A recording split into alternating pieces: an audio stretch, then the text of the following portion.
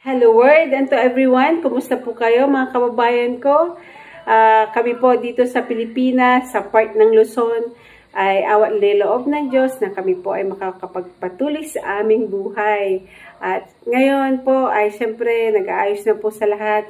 Although marami pa po yung mga naapektuhan gaya ng mga shinare ko po sa inyo sa Dagupan, Alaminos at sa mga iba pang lugar na syempre nararating ko at sinishare ko po sa inyong lahat para po sa mga taga Alaminos, taga Dagupan, part ng Pangasinan, Soconi, Bugalyon, ganun po.